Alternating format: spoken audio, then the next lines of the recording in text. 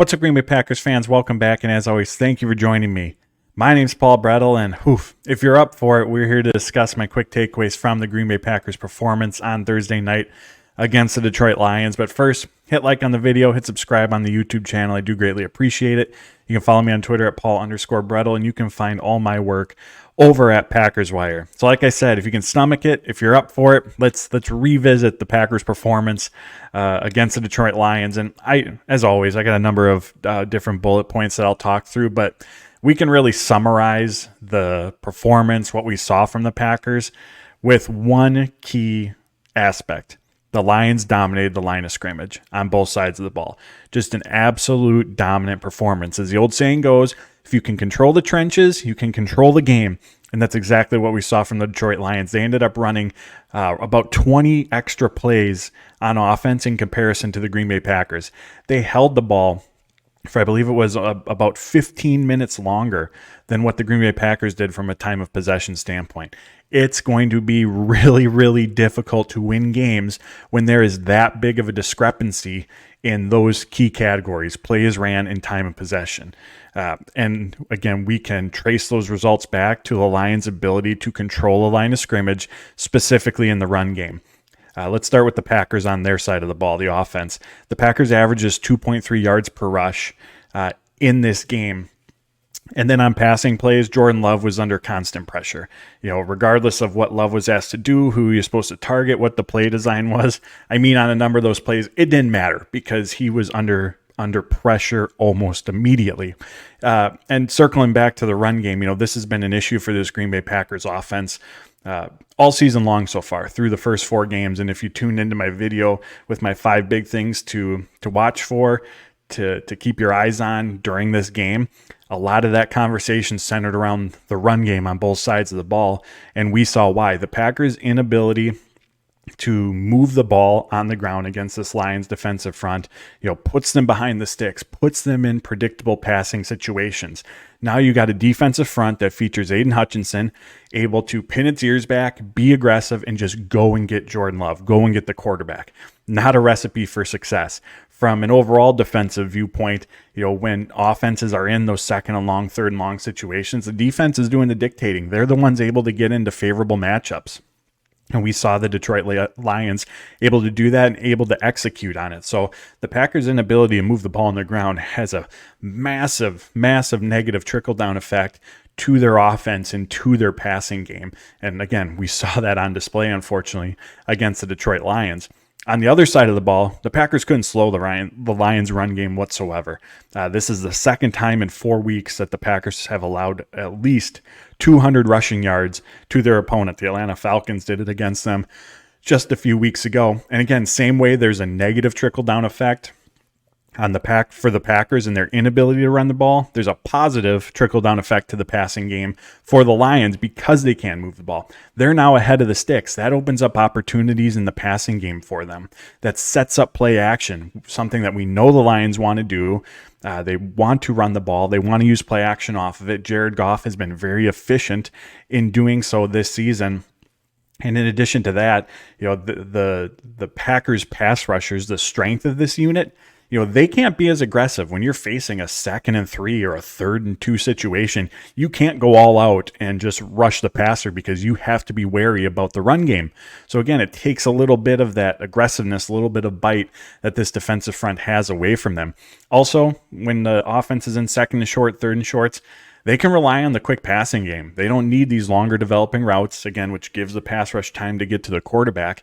They don't need those longer developing routes because they don't need chunk yards. They just need a few yards. So we saw the Lions utilize that as well. The quick passing game, get the ball out of Jared Goff's hands.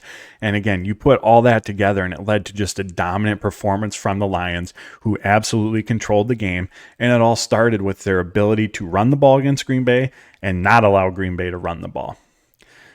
Bouncing back to Jared Goff quick, pressuring him was always going to be a key element to this game. Pressuring the quarterback's always a good thing, but it feels like a must when you're going up against Jared Goff. As we saw, when he's in the pocket, when he's has time, able to throw in rhythm, he can pick defenses apart, especially when he has weapons in the passing game like Amon-Ra St. Brown and Sam Laporta. And like I said, because the Packers couldn't slow the run game, the pass rushers, they weren't able, or they at least didn't have many opportunities, I should say, when they could pin their ears back and go get after him. Goff utilized the quick game as well to get the ball out of his hands to mitigate that Packers pass rush. In the few instances where the Packers defense did put Detroit in third and longs, they were able to generate pressure. And that's what you have to do. On that opening drive, the Packers had Detroit in a third and long. They ran a stunt blitz combo. Pressure was able to get to Goff. He got rid of the ball quickly, and it led to an interception. Like, that's what the Packers had to do in this game to disrupt Jared Goff. They had to get him off his spot. They had to disrupt his rhythm, his timing, put some pressure on him. But for the most part, they couldn't do that. And again, it's because the Lions were ahead of the sticks for most of the game, tracing it back to their success on the ground. Running the ball for the Packers was never going to be easy in this game. As you all know, they've struggled in that capacity, but also credit to the Lions. This has been one of the best run defense units in the NFL so far this season. They entered the game on Thursday allowing just 3.2 yards per rush, which was the fourth lowest average in football. So to combat that, or at least in an effort to, the Packers came out trying to throw the ball. On their first 6 plays of the game were throws, and I think the thought process behind that was, again, what's the strength of this Lions defense? The run defense, the defensive front. What's the weakness of this Packers offense? The run game. The Lions were dealing with injuries in the secondary as well. I think the thought process behind it was, let's not play to our weakness. Let's not play to their strength. Let's try to attack where they might be vulnerable, which is a secondary. However, then again, that never stood a chance of even having the opportunity to work, because from the first play of the game, first 2 plays of the game, Aiden Hutchinson just blew things up. He drove Zach Tom into the backfield, forcing Love to leave the pocket. On the next play, he ran a stunt, again, just pushing John Runyon right into the backfield for a sack. You can, again, from a on paper standpoint, looking at the strengths, weaknesses of both these teams, areas they want to exploit, you can see why the Packers, went about things the way that they did. But from the get-go, again, if the offensive line isn't doing their part in pass protection, none of it really matters. Doesn't matter where the ball's going, doesn't matter the play design. If the quarterback doesn't have time, there's just not a whole lot else that matters. And that's what took place. So that's what I think the game plan approach was for the Green Bay Packers. But again, the downside to that as well is you're going up against Aiden Hutchinson, and a very good Lions defensive front as a whole. Becoming one-dimensional is not going to be a recipe for success either, when this unit knows that they can tee off on the offensive tackles and just go as hard as they can from point A to point B to try to get after Jordan Love, to put on pressure and just disrupt everything. So obviously just a really, really tough start to the game. But again, going back to the common theme with all this, it starts with the play of the offensive line. And to combat the Lions pressure, we saw the Packers using a ton of shotgun and a ton of pistol formations. I think that was just to give Jordan Love just that little additional buffer rather than being under center in terms of spacing from the Lions defensive front. Because again, the Packers knew it was going to get there quickly. This was always going to be a tough matchup for the Packers. Like I said in the video leading up to kickoff, it's 2 things that the Packers don't do well were keys to this game: running the ball and stopping the run. Those were key elements that had to take place if the Packers were going to come out with the win.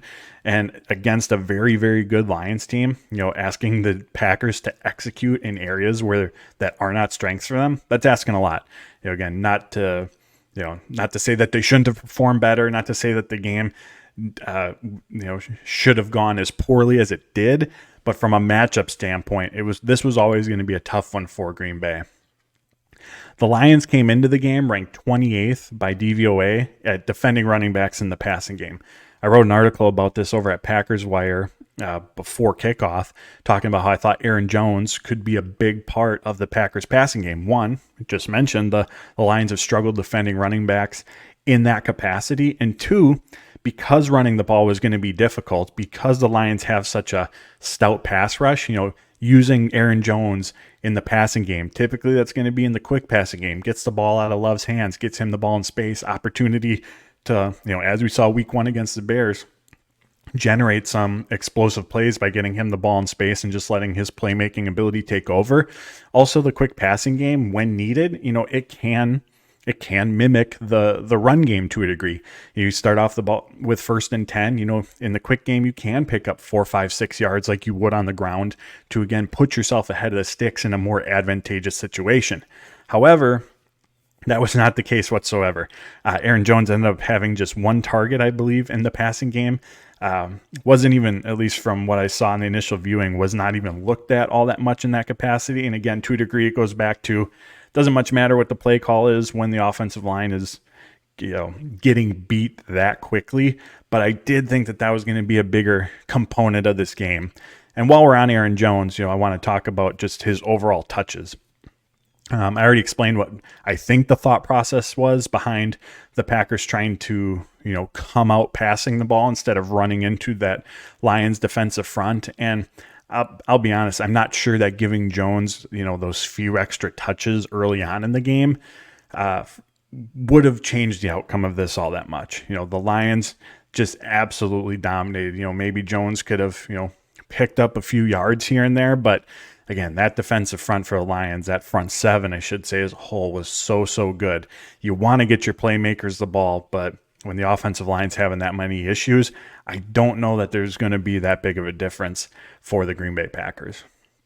The Lions defensive backs, this secondary already plays an aggressive style, similar to Atlanta, similarly to the New Orleans Saints, but with Love under constant pressure, they weren't really concerned about getting beat deep by this Packers wide receiver group, because I'm guessing that they knew Love didn't have the time. So those longer developing routes weren't going to be called, or if they were, Love probably wasn't going to have the time he needed to get the ball out to them. So the result was the Lions secondary, their defensive backs playing very, very aggressively all over these Green Bay Packers receivers, just sitting on the shallow routes. And again, that did not help things either. Even when Love did have time, there was really not a lot there for him in the passing game.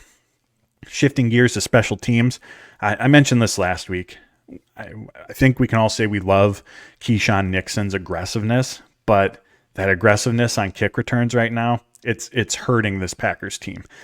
I'm not even sure if he's gotten to the 25-yard line this season on kickoff return attempts. And for an offense that is really, really struggling to move the ball consistently, field position was a huge issue yesterday. Not only could the Packers not move the ball, but it felt like they started a lot of possessions, for sure inside their own 20 and a number inside their own 15 near the 10. They need, this group right now, they need every little advantage they can get. And if that means starting at the 25-yard line, that means starting at the 25-yard line. We know Nixon brings that big playability. This offense, this team needs that juice. They needed it yesterday.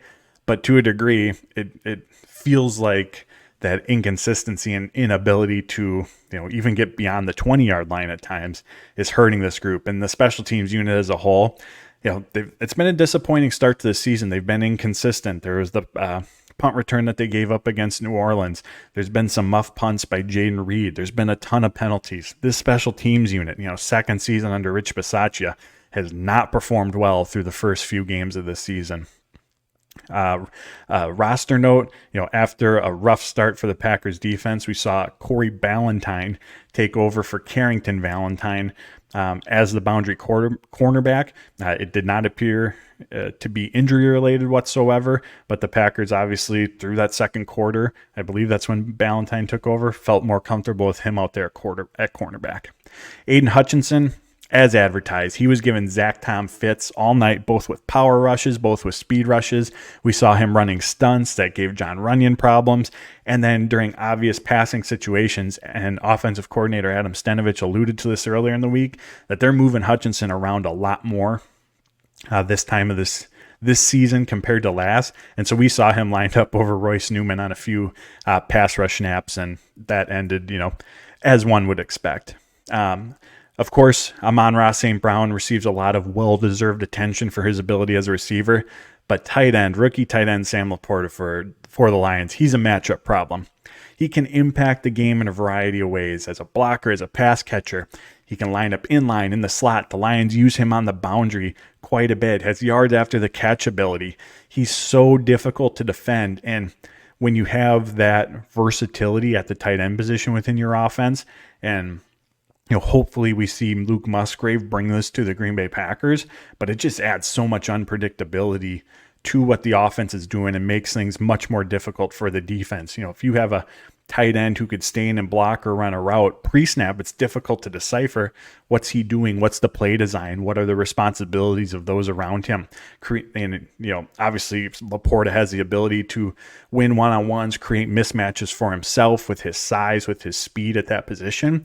But having that ability on the football field, again, with the unpredictability, with the attention that he draws, that just creates opportunities for others in the passing game as well. So Sam Laporta looks like he's going to be a big problem for the Green Bay Packers, for the NFC North, moving forward for a number of years. And he does not look like a rookie tight end. He looked very polished out there on Thursday night. I alluded to this bullet point here earlier, but we've seen it a ton through the first few games of the season. But if the Packers do not have first down success on offense, it's basically doomed. It's game over. If they aren't able to pick up 4 or 5 yards at least initially, it just feels like an automatic punt. When they're playing from behind the sticks, I've talked about it before, you're put in predictable passing situations. That's advantageous, of course, for the defense. That's just been very, very difficult for this young offense, this young group to overcome. And oftentimes it's led to a punt. And that inability to find early down success has led to these, massive holes that they've had to dig themselves out of in these last 2 games. Against New Orleans, against Detroit, the Packers have been outscored in the first half 44-3. Just an abysmal performance from the offense, from the defense as well, specifically against the Detroit Lions, that just puts them in a massive hole. And fortunately, they were able to dig their way out against the New Orleans Saints, but that's no way to live in the NFL. You're not going to, it's not, of course, not something you're going to be able to rely on, but we can trace a lot of it back to their inability on first downs, oftentimes stemming from a lack of ability to move the ball on the ground, which then leads to punts. It leads to the defense being out on the field a lot more. And then, we get that massive discrepancy in total number of plays ran, the massive discrepancy in time of possession. It's all connected. It all trickles down from one thing to the next and just compounds almost like a snowball rolling down the hill. And all of a sudden, before you know it, you're down 27-3 going into halftime. On a lighter note, Anders Carlson, he remains perfect this season on extra points and on field goal attempts. After the summer he had, I'm not sure anyone saw this coming. Rashawn Gary, he looks like he's still being used on a pitch count, being used primarily in those obvious passing situations where he can just go get the quarterback. Luke Musgrave left the game in the first half to be evaluated for the concussion, and he was eventually ruled out with a confirmed concussion. Looking ahead, the Packers, they got some time to get healthy. That's some good news for them coming out of this Thursday night game. They got the mini bye coming up. They don't play the Las Vegas Raiders until the following Monday night. They then have their bye week, their full bye week, and then play at Denver. So they only have one more game between now and October 21st. So again, hopefully an opportunity for them to get healthy. My last note on this, the Detroit Lions, specifically the Dan Campbell Detroit Lions, they're a problem for this Matt LaFleur team. This Lions team, they have a certain, type of energy, and the Packers, they struggle to match it. They struggle to, match that same, type of intensity, energy, physicality, go hard for 60-minute type of performance that the Lions are able to put together. And we've seen that style of play give this Packers team in the LaFleur era struggles in the past. We can look at the Todd Bowles defense from the Tampa Bay Buccaneers. We can look at the San Francisco 49ers defense. Again, that similar kind of, what type of energy, physicality, and, Dan Campbell, Detroit Lions, that's 4 in a row for them over the Green Bay Packers. They absolutely have their number right now. So, Packers, they got the talent.